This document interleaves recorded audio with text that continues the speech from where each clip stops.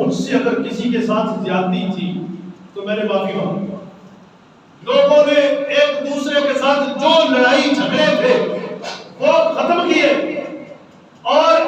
ایک دوسرے کے ساتھ الفت پیدا کی, انس پیدا کیا, محبت پیدا کی,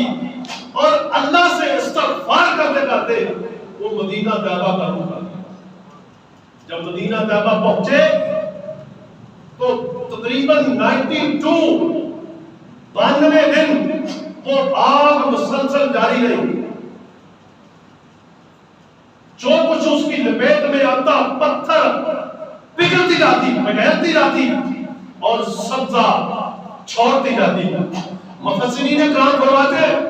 اس آگ کی یہ مثال یہ تھی کہ پتھر دلوں کو پگھالتی جاتی تھی, نرم دلوں کو چھوڑتی جاتی تھی. جن میں انس تھا, جن میں محبت تھی, جن میں الفت تھی, ان کے اوپر سے آگ گزرتی تھی لیکن انہیں جلاتی نہیں تھی. اور جو پتھر سنگ دل ہو چکے تھے وہ پتھر لوگوں کی آنکھوں میں سامنے پگھلتے جاتے تھے. 92 دن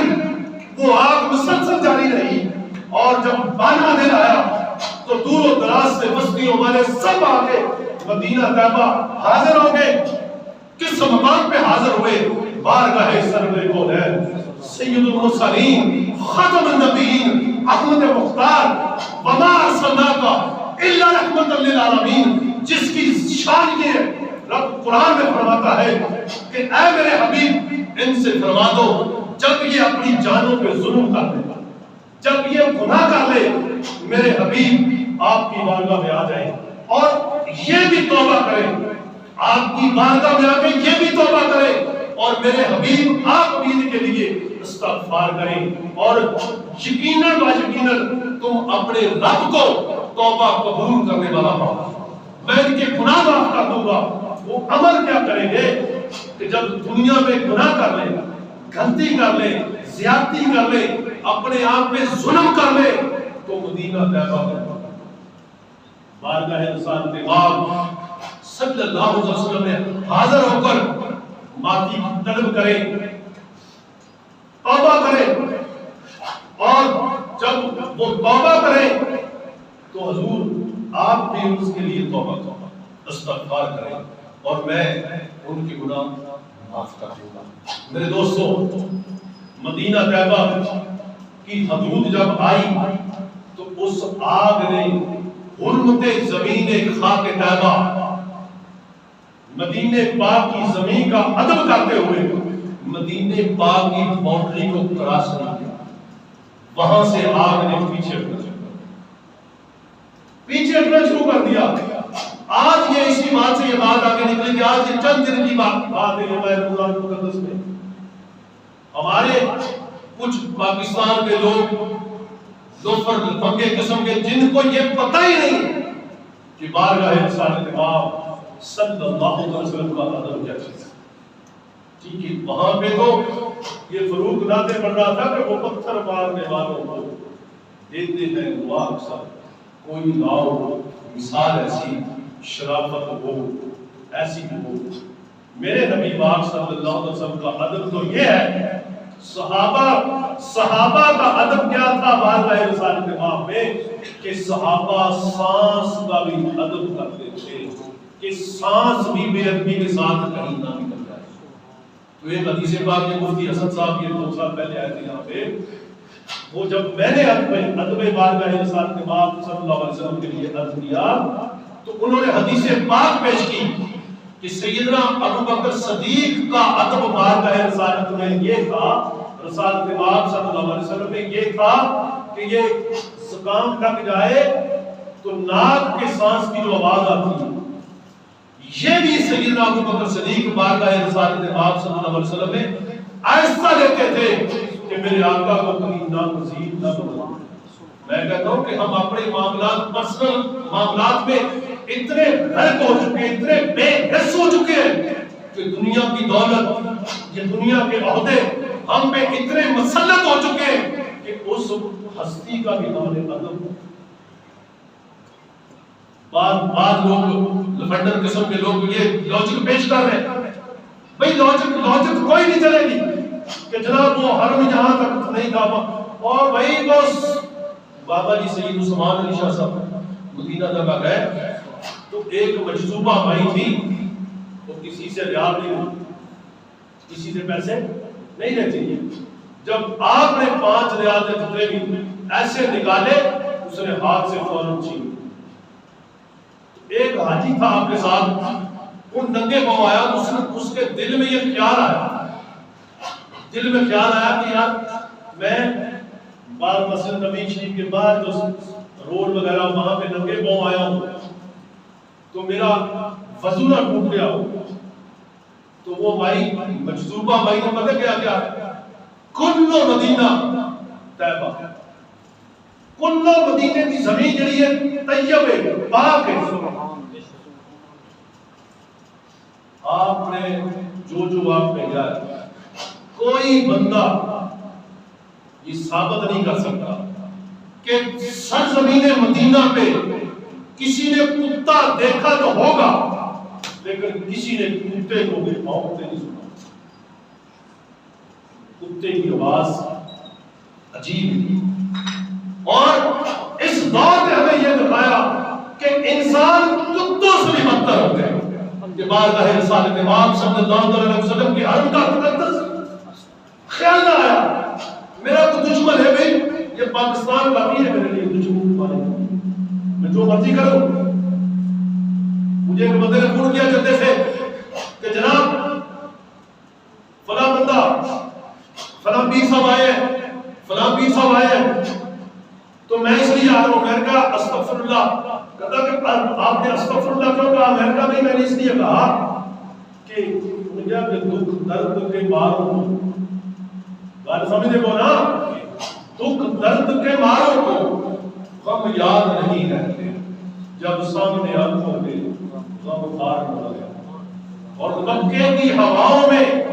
طیبہ کی فضاؤں میں ہم نے تو جدھر دیکھا سرکار نظر آئے.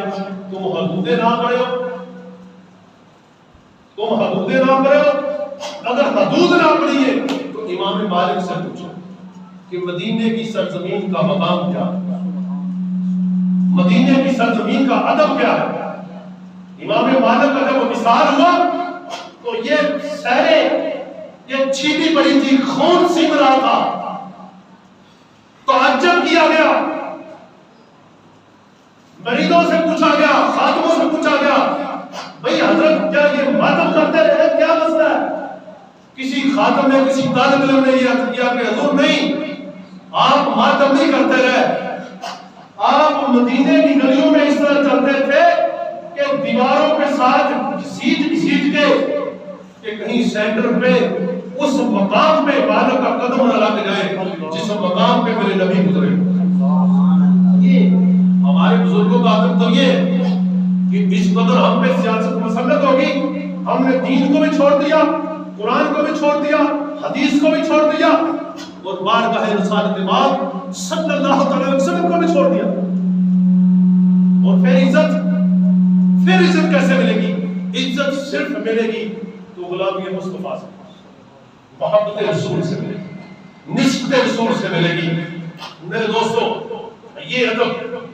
آگ نے کر دیا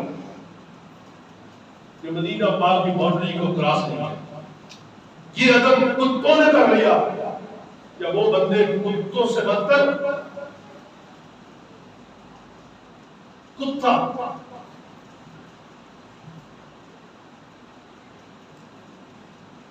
یہ چیزیں جب ہم اپنے بچوں کو سکھائیں گے تو یہ کافی ہے. آج 11ویں شریف تمہارے میں کافی، یہ حاجی ارشد صاحب کھیر دی دیر پکا لینا کافی، مجھے نہ دودھ 11ویں والے میں فروخت نہ کرنا یہ کافی ہے.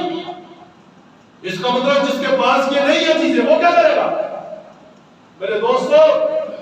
آپ سب غور و فکر کریں. اگر آپ یہ چاہتے ہیں کہ آپ کی قبر و حشر بہتر ہو تو بچوں کو پیور دیندار بنائیں. اور آپ ان بچوں سے ہم یہ توقع لگا کر بیٹھے ہیں جو بچے آج ہمارے کہنے پہ نماز نہیں پڑھتے،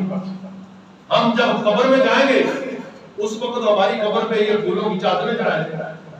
درود و سلام ہر وقت پڑھتے رہیں گے، پتہ نہیں ہماری قبر کے ساتھ کیا کریں گے، سارے ہماری قبر کے ساتھ کیا کریں گے۔ ہم نے جیسے اللہ کے ولیوں کی قبر کا حال ہم کرتے ہیں، ہم کیا مریں گے تو ہماری قبروں میں کیا کوئی حوض کوثر پہ جان پڑ جائیں گے۔ اس لیے میرے دوستوں، اپنے بچوں کو، اپنے دوستوں کو، اپنے رشتہ داروں کو حضور کی غلامی سکھائیں، حضور کی محبت سکھائیں۔ تو جب محبت ہوگی تو محبت کامیابی اس شرط پہ ہوتی ہے کہ محبت کرنے والا بے ادب نہیں ہوتا،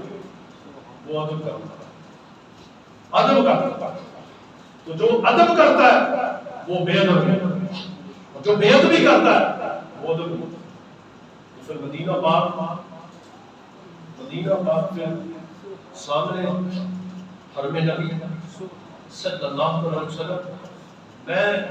جو بندی مکہ فکر کی کتاب پڑھی، جو بندی مولانا زکریا سہارنپوری وہ فوت ہو چکے، شیخ الحدیث سے یہ فضائل